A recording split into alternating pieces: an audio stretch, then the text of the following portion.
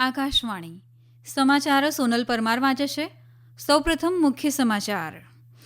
NEET પેપરમાં કથિત ગેરરીતિ મામલે લોકસભાની કામગીરી સોમવાર સુધી સ્થગિત. રાજ્યસભામાં રાષ્ટ્રપતિના અભિભાષણ પર આભાર પ્રસ્તાવ અંગે ચર્ચા. જમીન કૌભાંડ સંલગ્ન મની લોન્ડરિંગના કેસમાં ઝારખંડની વડી અદાલતે હેમંત સોરેનને જામીન પર મુક્ત કર્યા.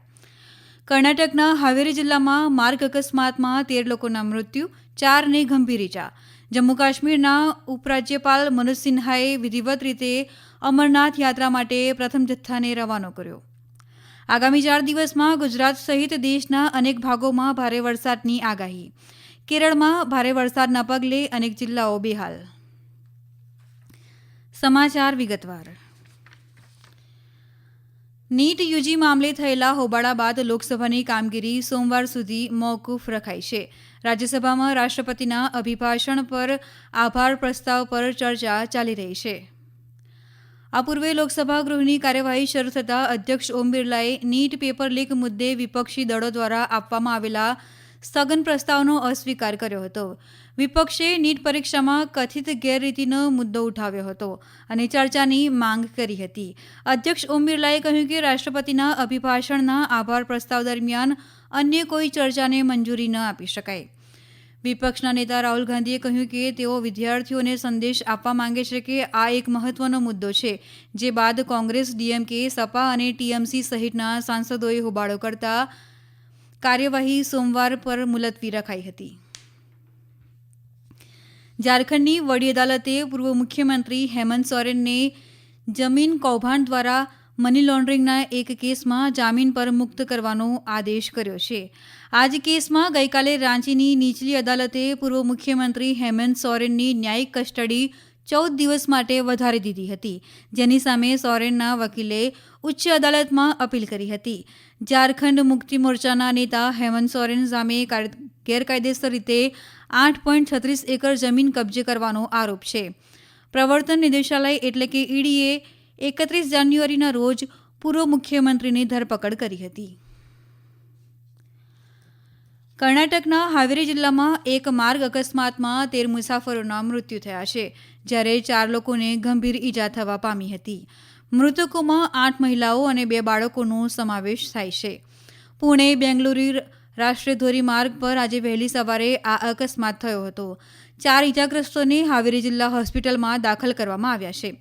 હાવેરીના પોલીસ વડાએ અકસ્માત સ્થળની મુલાકાત લીધી હતી અને ઘટના અંગે ગુનો નોંધવામાં આવ્યો હતો. પ્રધાનમંત્રી નરેન્દ્ર મોદી રવિવારે સવારે 11 વાગે આકાશવાણી પર મન કી બાત કાર્યક્રમમાં દેશ વિદેશના લોકો સમક્ષ પોતાના વિચારો રજૂ કરશે. આ માસિક રેડિયો કાર્યક્રમનો 111મો એપિસોડ છે. શ્રી નરેન્દ્ર મોદીના ત્રીજી વાર પ્રધાનમંત્રી તરીકે શપથ લીધા બાદ આ તેમનો પ્રથમ કાર્યક્રમ છે. આકાશવાણીના તમામ નેટવર્ક, AIR ન્યૂઝ વેબસાઇટ અને news on AIR mobile app પર પ્રસારિત કરાશે. આકાશવાણી સમાચાર, દૂરદર્શન સમાચાર, પ્રધાનમંત્રી કાર્યાલય તેમજ માહિતી અને પ્રસારણ મંત્રાલયના યુટ્યુબ ચેનલ પર તેનું જીવંત પ્રસારણ કરાશે. આકાશવાણી પર હિન્દીમાં આ કાર્યક્રમના પ્રસારણના તુરંત બાદ તેને પ્રાદેશિક ભાષાઓમાં પ્રસારિત કરાશે.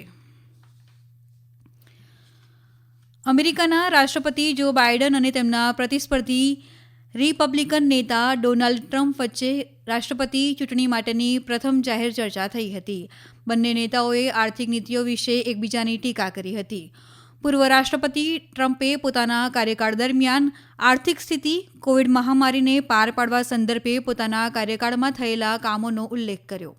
રાષ્ટ્રપતિ જો બાઇડેને કોવિડ મહામારી દરમિયાન આર્થિક નીતિ મુદ્દે ટ્રમ્પ સરકારની ટીકા કરી. શ્રી બાઇડને કહ્યું કે તેમને એક એવું અર્થતંત્ર મળ્યું જે ધ્વંસ થઈ ચૂક્યું હતું અને બેરોજગારી 15%ના જોખમી સ્તરે હતી, જેના જવાબમાં ડોનાલ્ડ ટ્રમ્પે દાવો કર્યો કે તેઓ સત્તામાં હતા એ સમયે અમેરિકા વિશ્વનું સૌથી મોટું અર્થતંત્ર હતું.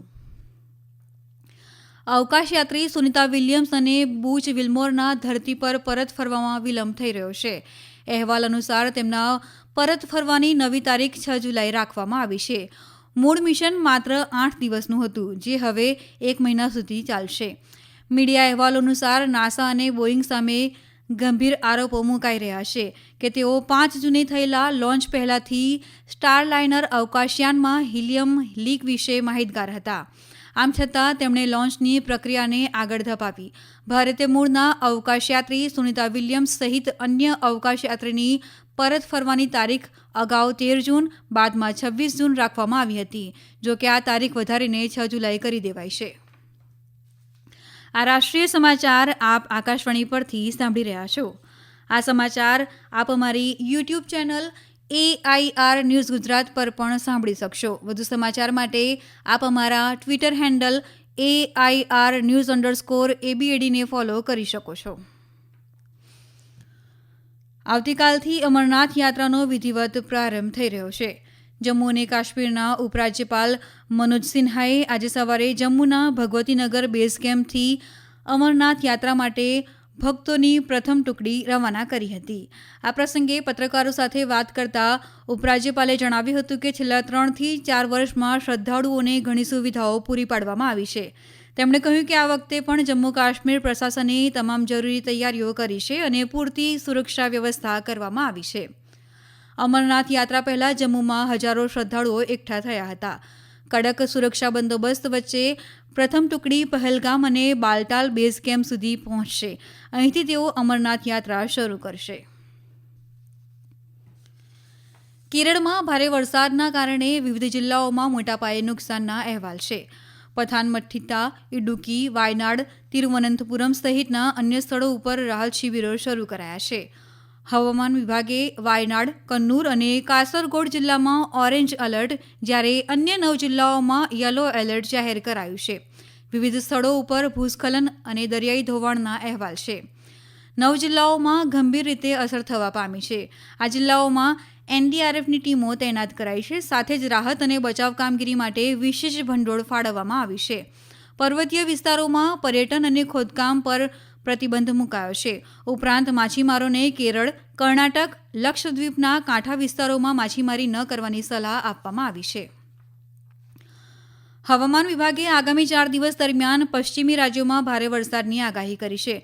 ગુજરાતમાં દક્ષિણ ગુજરાત અને સૌરાષ્ટ્રના કેટલાક ભાગો ઉપરાંત કેરળ, દક્ષિણ કર્ણાટક, તમિલનાડુ, તેલંગાણા, આંધ્રપ્રદેશના કાંઠા વિસ્તારો, ગોવા અને મહારાષ્ટ્રમાં ભારે વરસાદ પડી શકે છે.